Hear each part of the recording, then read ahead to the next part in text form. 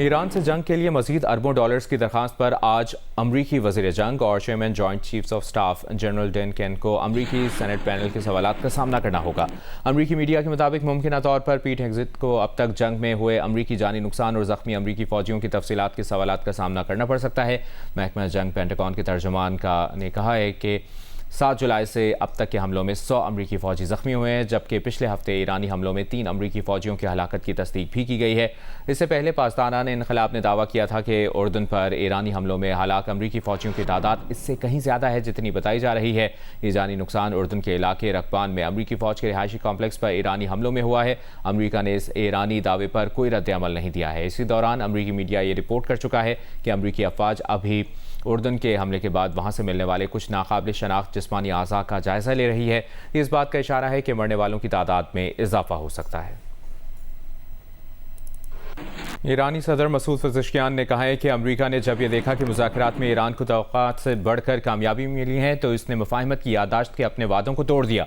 Iran का बुनियादी नुक्ता आबना हर्मुज़ खोलना था। मुआहदे के नतीजे में ईरान ने मुख्तसर मुद्दत में मामलात को संभाल लिया।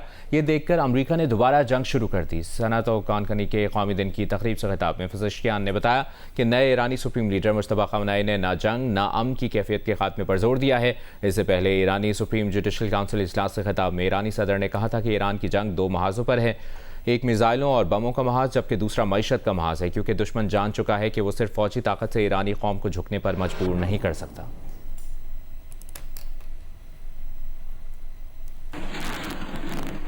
आज़ाद कश्मीर में अगले हफ्ते होने वाले इंतखाबात को मरहला वार कराने का फैसला किया गया है। मुजफ्फराबाद में प्रेस कॉन्फ्रेंस करते हुए chief election commissioner Azad Kashmir गुलाम मुस्तफ़ा मुगल ने बताया कि पहले मरहले में 27 जुलाई को मीरपुर डिवीजन में पोलिंग होगी, दूसरे मरहले में 2 अगस्त को मुजफ्फराबाद डिवीजन में पोलिंग होगी, तीसरे मरहले के इंतखाबात पूंछ डिवीजन में 10 अगस्त को होंगे। मुहाजिरीन की 12 नशिस्तों पर इंतखाबात मुजफ्फराबाद डिवीजन के साथ 2 अगस्त को होंगे। Chief election commissioner Azad Kashmir का कहना है कि आज़ाद कश्मीर में मरहला वार इंतखाबात फौज की निगरानी में कराए जाएंगे।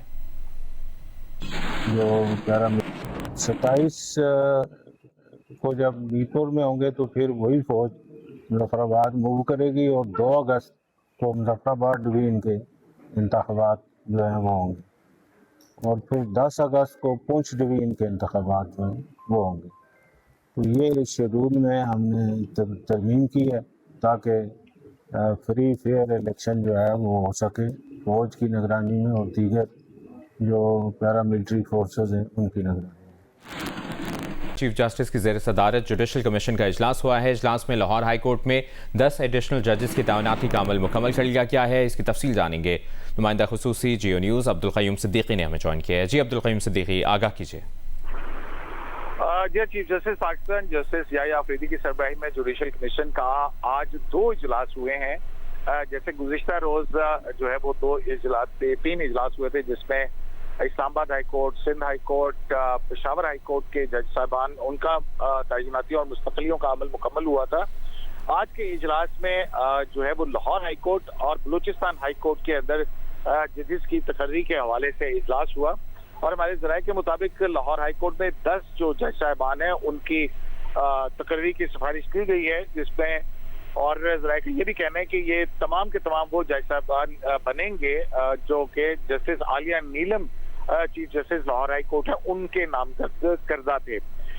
इनमें जिनको एडिशनल हाई कोर्ट का जज तैनात करने की मंजूरी दी गई है उसमें एडवोकेट गुलाम सरवर हैं, अजमल खान हैं, आमिर अजम मलिक हैं, शेरी इमरान हैं, एडवोकेट असद अली बाजवा हैं, एडवोकेट मोहम्मद अमजद परवेज हैं जो कि एडवोकेट जनरल पंजाब भी हैं थे। अब उनको भी जज तैनात करने की सिफारिश की गई है, जबकि खालिद इब्ने अजीज जो है उनको लाहौर हाई कोर्ट का जज तैनात करने की सिफारिश की गई है। इसी तरह एडिशनल अटॉर्नी जनरल जो मुनव्वर इकबाल दुगल हैं उनको भी लाहौर हाई कोर्ट का जज तैनात करने की सिफारिश की गई है। इस तरह सैयद फरहाद अली और बैरिस्टर मोहम्मद उस्मान गनी चीमा इनको जुडिशल कमीशन ऑफ पाकिस्तानी अक्सरियती राय से लाहौर हाई कोर्ट का एडिशनल जज मुकर्रर करने की मंजूरी दी है। जराये का ये कहना है कि जजेस तैनाती के अमल में उम्मीदवारों ने जो मतलूबा तादाद है 9 से ज्याद वोट लिए हैं। इसी तरह पीटीआई के मेंबरान जो है वो जुडिशल कमीशन के बैरिस्टर गौहर और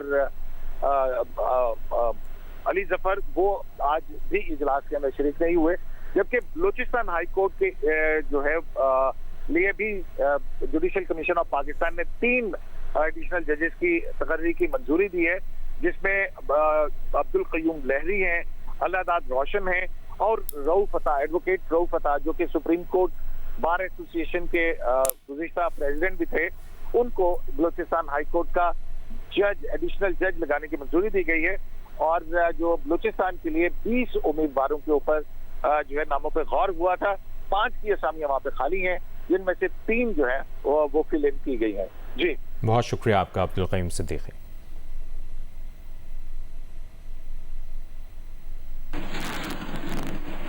FIA ने क्रिप्टो करेंसी इन्वेस्टिगेशन यूनिट कायम कर दिया है। FIA हुकाम का कहना है कि crypto currency investigation unit DG FIA की खुसूसी हिदायत पर कायम किया गया है। खुसूसी यूनिट क्रिप्टो करेंसी के जरिए मनी लॉन्ड्रिंग और दहशतगर्दी की माली मुआवन की तहकीकात करेगा।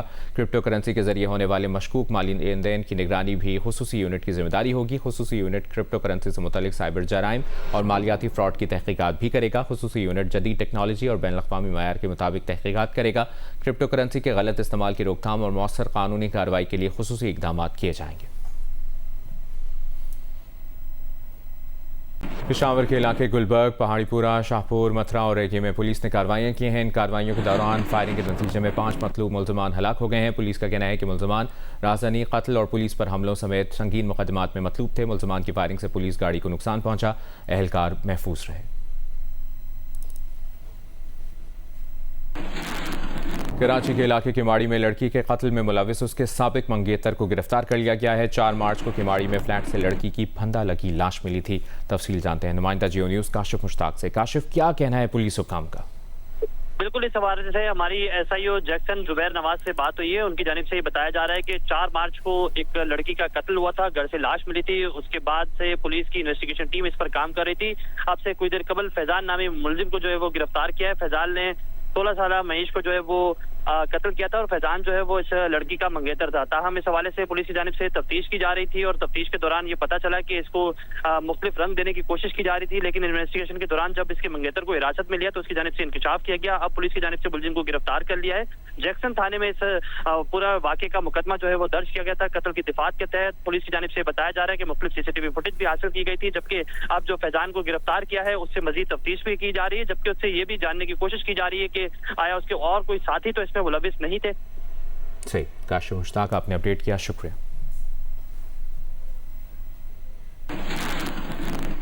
मटियारी के करीब वहाबशाह स्टेशन पर 2 रोज़ पहले होने वाले हादसे के 42 घंटों बाद अब ट्रैक बहाल कर दिया गया है।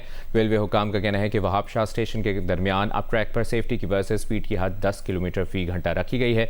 मालगाड़ी की 16 बोगियां हादसे के बाद इतवार की शाम डिरेल हो गई थी। हादसे के बाद दोनों डाउन और अप ट्रैक बंद हो गए थे। डाउन ट्रैक को 21 घंटे बाद बहाल किया गया था। रेलवे हुकाम का मजीद कहना है कि कुछ ही देर बाद मुल्क भर की तमाम ट्रेनों की आमदोरफ्त मुकम्मल बहाल हो जाएगी।